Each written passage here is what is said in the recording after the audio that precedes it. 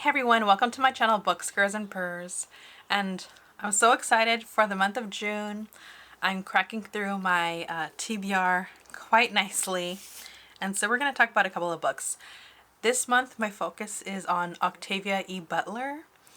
And not only am I reading her work, I'm also reading books that are biographies or work that's in reference to Octavia E. Butler's literary canon.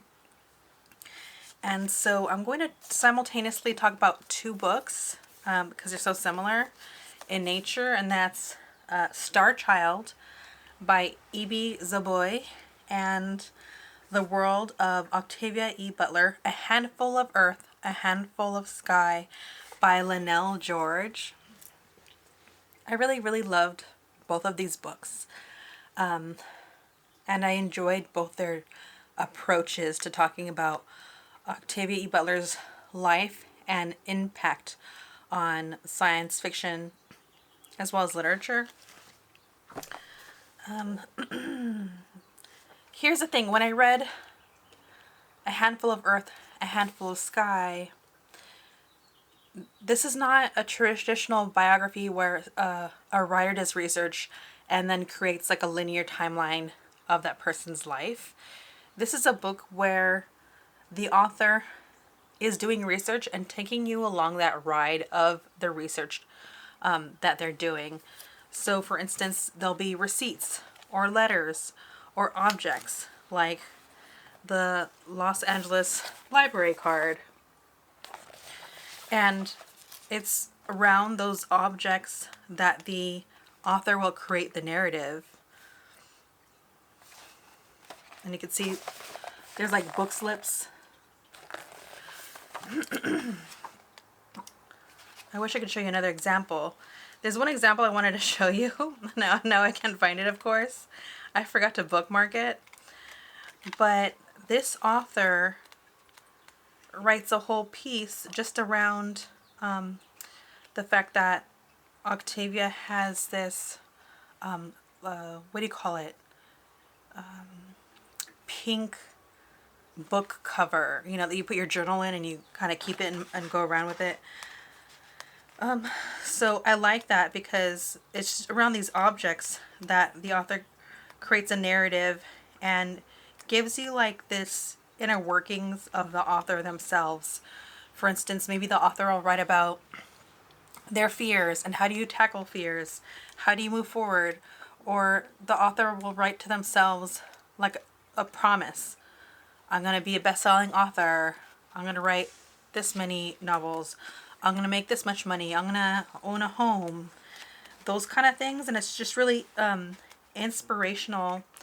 But what I love that both these books do, especially this one, is keeps the Octavia grounded. This is someone that has become more beloved. Maybe in this past 5-10 years. And the thing is, when artists become beloved, they become like almost like these icons that you feel like you can't even touch. And I feel like that's in a way like a disservice to who the person really was.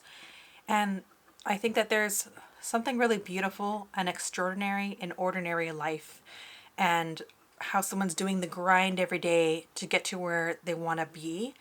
And I love this book because that's what's really being revered in this book, is just the everyday life and what Octavia E. Butler did to accomplish her goals of her writing goals. And anyways, it was really beautiful. I really liked this book. But I'm going to move on to Star Child because this author writes in prose and poetry, and instead of creating a narrative around objects, which this author does sparingly, she's actually talking about Octavia E. Butler's life, but as in reference to what's going on in history from around the time that she was born until like, you know, before her passing.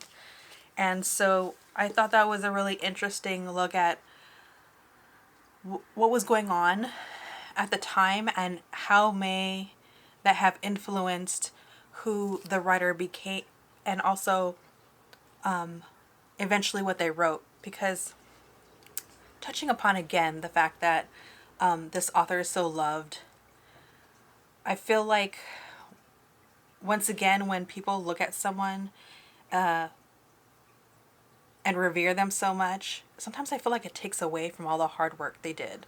You know, sometimes I feel like people look at Octavia E. Butler's work and feel like she's an oracle. She's not an oracle. She just researched history, and unfortunately history repeats itself. And that's what's going on in her science fiction work, is really just looking at history and saying, this is where we're going.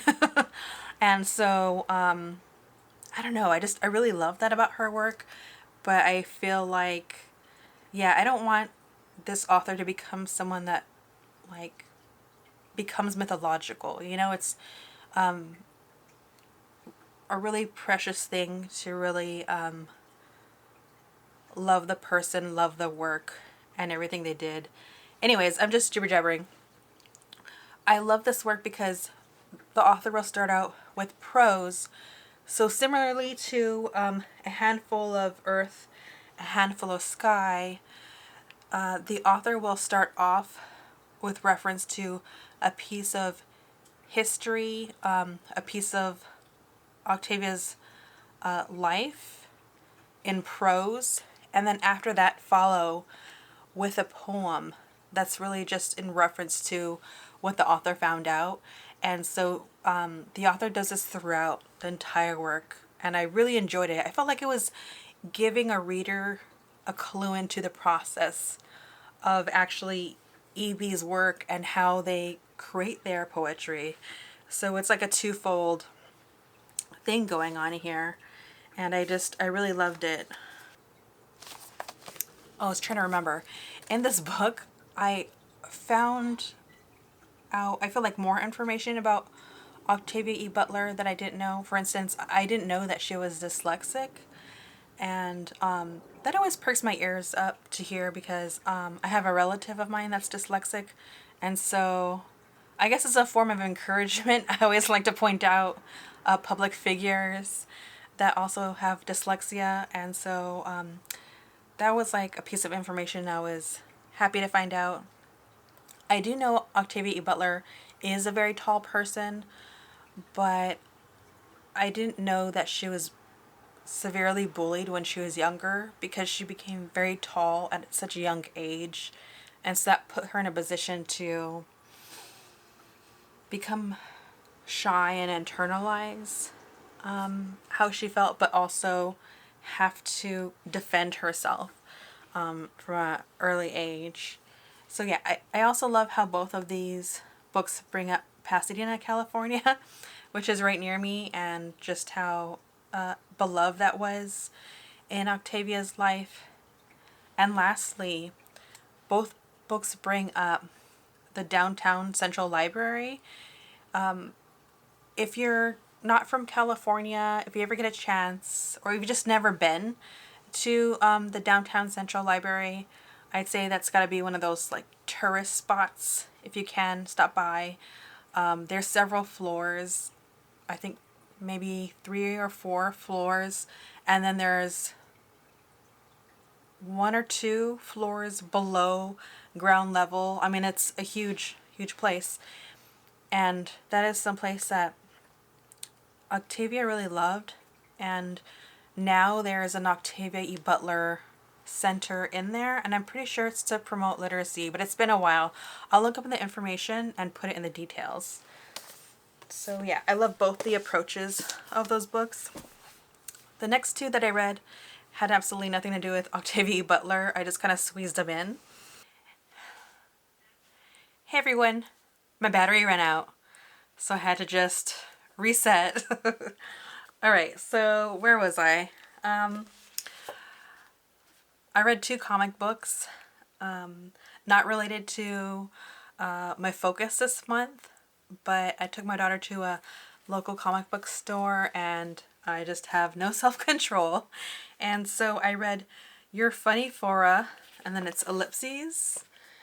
And it says, Trans Comedians, Non-Binary Comics, and Funny Women in the Comedy Scene by Sophia Zarders. There's a podcast that I listen to, Couples Therapy, with Andy and Naomi. Both are in the comedy scene. Andy has several podcasts, so does Naomi, and I think they mentioned on their Instagram about this little graphic novel, I guess. It's profiles on all these different comedians, and what I like is that you get to figure out if any of these people have podcasts, where are they as far as like the comedy circuit, what venues do they frequent. So if you're into stand-up, or if you're just looking to laugh, at least you kind of have a guide to kind of know where to start to find people that you really admire. Or if you don't know anything about stand-up and you just kind of want to get your feet wet, this is a great way to do it. And I just like the idea that they're just spotlights on people that don't always get the spotlight on them. And so I really enjoyed it. So yeah, here's Naomi. And there's also Nicole Byer is in here. I can't find hers yet, but there's also Nori Reed. If you listen to Couples Therapy podcast, there's an episode with Nori Reed on it, and it's so good. It was so funny. I had to pull over, stop listening, and continue when I got home because it was hilarious. There's Danielle Perez. She's hilarious. Where's the other? Where's Nicole Byer? I thought I marked it. Oh yeah. Here's Nicole Byer. If you haven't seen her stand up, I think she has a comedy special on Netflix. She also has her own podcast called Why Won't You Date Me? That's hilarious. And she's just really joyful. So I really love listening to her podcast as well. So yeah, it's just something kind of cute and whimsical and just in celebration of people that make me laugh. So I enjoyed that. The second comic I picked up is Volume 1 of Flawed. And I was not looking to pick this up, but on the back it says, this is a high-octane thrill ride that's Frasier meets the Punisher. And I was just so clued in to the fact that this comic brought up Frasier, because I love Frasier. So yeah, I picked it up. And this is about, well, you know what, I'm just going to read you the back. Gem Ez is a psychiatrist in this Kafkaesque city of Sathem, where corruption and brutality rule the streets. By day, she uses words to solve her patients' problems. By night, she takes a more direct and sometimes deadly approach. But when her practice puts her in the sight of an immortal serial killer, Gem finds herself embroiled in a power struggle that threatens everything she's ever known.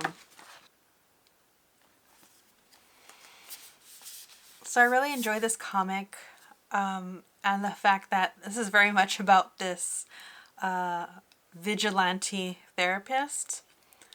And I appreciate that this hero in this story is not a reluctant hero. I'm so tired of reading about reluctant heroes. I think Batman is one of those people that's like a reluctant hero, and that kind of, I don't even want to call it trope, is just, it's too much for me. It's overplayed for myself. This is someone who actively participates in, or has decided to become a vigilante, and it just seems like such a decisive decision. We're not really seeing this character's origins from the beginning. We just know that this is what this person does. Something else that I really like what this book does, because this person is a therapist, is that although this character is performing these violent acts and it is coming from a place of anger, I feel like they explore that what's going on is more than anger, right? Someone might feel an emotion, but where is that really rooted in? I'm sorry, that's my cat again. And that's actually just a place of vulnerability. There's something that the character's grappling with. This is a character that doesn't like being in a position of not being in control, but that's all rooted in something else emotionally, in life experience, and something that they have to work through.